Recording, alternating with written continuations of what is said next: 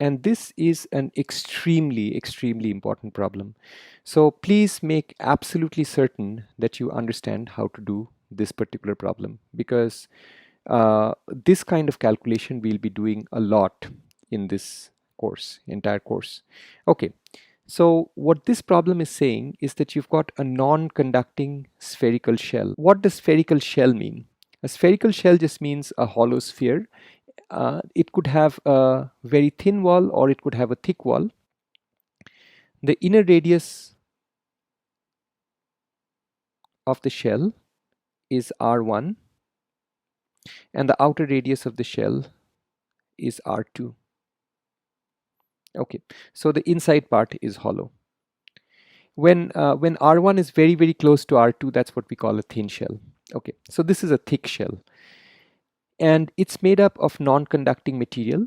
So that means it's made up of wood or plastic or glass or something like that. There is charge that exists inside this shell, and the charge is not distributed uniformly. In fact, if you look at the way the charge is distributed, it goes as 1 over r square. So closer to the center, there is more charge, and further out, there is less charge. Okay. Why does the shell have to be non-conducting? Because in a non-conducting shell, charges don't have any freedom to move around. So you can just place the charges wherever you want inside the shell, and they are going to be stuck over there.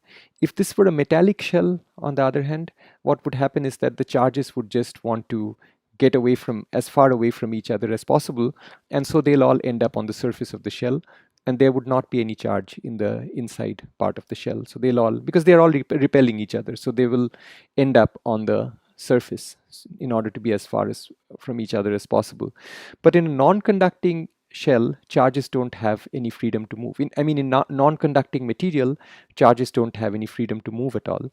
And so you can distribute charges whichever way you want. Okay, now we are given the charge density, rho. What does that mean? Rho is the charge per unit volume. So charge density is very similar to mass density, which we were talking about just a moment ago. Charge density, strictly speaking, this is called volume charge density, is defined as charge per unit volume. So to give you an example of that, suppose the charge density is uniform in a certain region, and you're told that the charge density is 14 coulombs per cubic meter.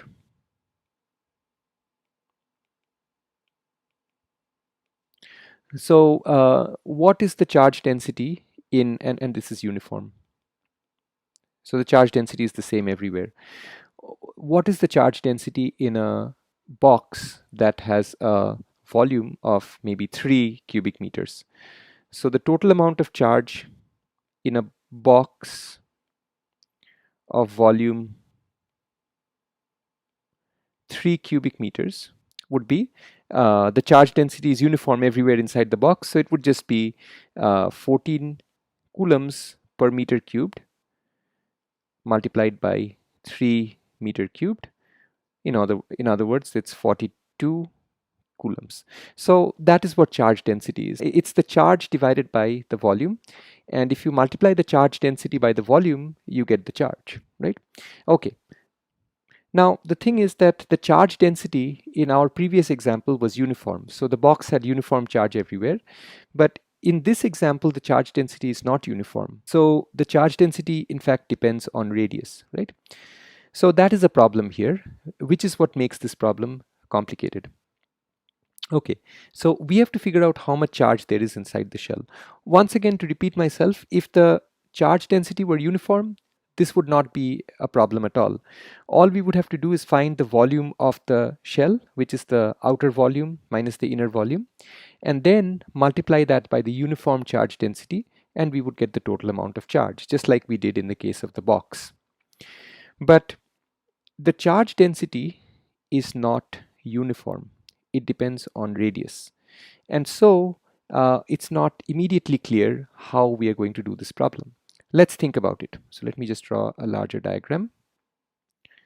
So this is our shell.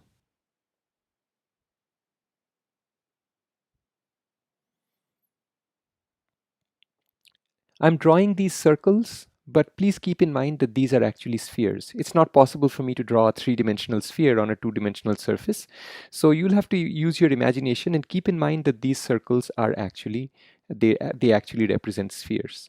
All right. So we are given the charge density rho, and that is equal to some constant divided by r square. So the rho would be larger when r is smaller near the inner surface, and it would be smaller where r is larger near the outer surface. Okay, so how do we go ahead and calculate the total amount of charge? Well, the whole idea behind integral calculus is divide and conquer. So integral calculus says that if a problem is too difficult to do, divide that problem up into smaller problems which are easy to do all those smaller problems and combine your results, and you have the result of the bigger problem of the original problem. So let's see if we can apply that here. What we are going to do is we are going to consider a very, very thin shell out at radius r. So r is some radius between r1 and r2. I might as well just draw, did we call them r1 and r2? Yeah, r1 and r2. Okay. So let's draw the r1 and the r2. This is the radius r1. This is the radius r2. All right. Let's take a very thin shell.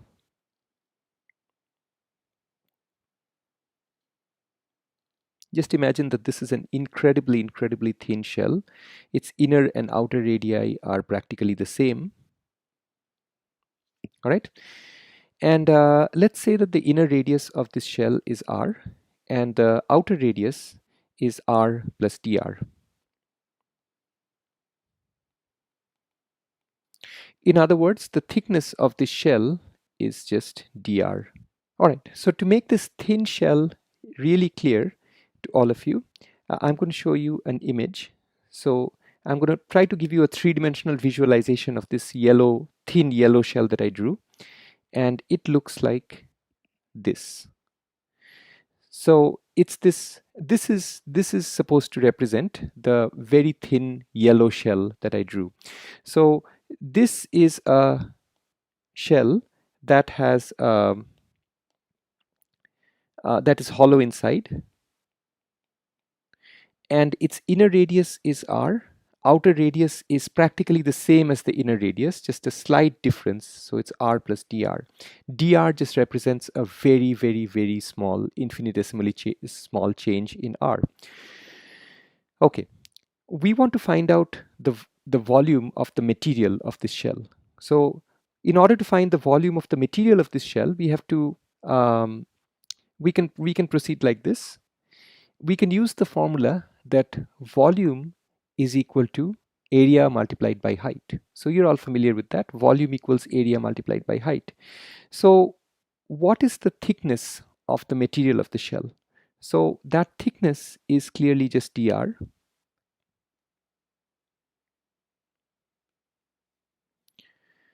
And what is the area of the shell? So that would be the area of this spherical surface.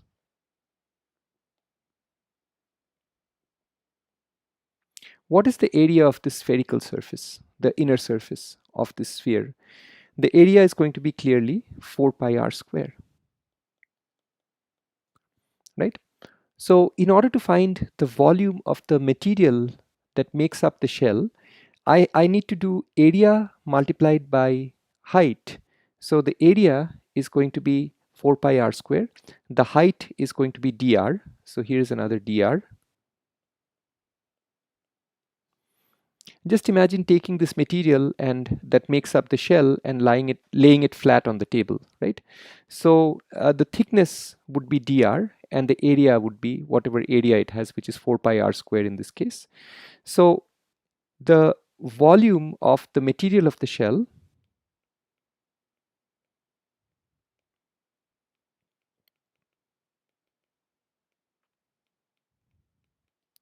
would be, let's call that dV. and that would be 4 pi r square multiplied by dr. All right. So dV, which is the volume of the very thin shell, is 4 pi r square multiplied by dr. Okay, now let's calculate the charge contained in this very thin shell. Now, I can actually find the charge contained in the very thin shell using the fact that charge is equal to charge density multiplied by volume, simply because the volume of this shell is incredibly small and the radius just barely changes. It changes from r to r plus dr, and so you can assume that the charge density is more or less constant over the thickness of this shell. So we assume that rho of r is constant over the thickness of the shell.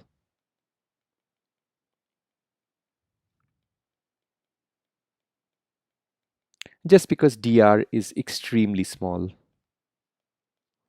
It's a very, very small quantity. So there's hardly any change in r, and so there's hardly any change in rho of r. Okay. All right. So we can assume that rho of r is constant. So we know how to find the charge when the charge density is constant. The charge contained in the thin shell would, let's call that dq. Notice that I'm using the d to represent any infinitesimal quantity. So dq represents the charge contained in my yellow shell over here, and that would just be rho at r multiplied by the volume of the thin shell. So we can plug that in.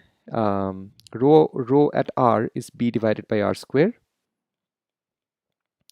multiplied by the volume of the very thin shell is simply what we calculated earlier, 4 pi r square dr.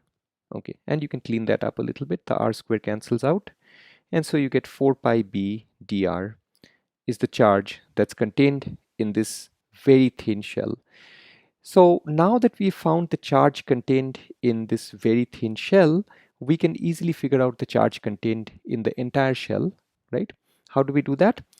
For that, we have to add up the charge contained in all such yellow shells. I've drawn one in my diagram, but you have to consider all possible shells, starting with the smallest possible radius, which is r1, and going out to the largest possible radius, which is r2. And so the total amount of charge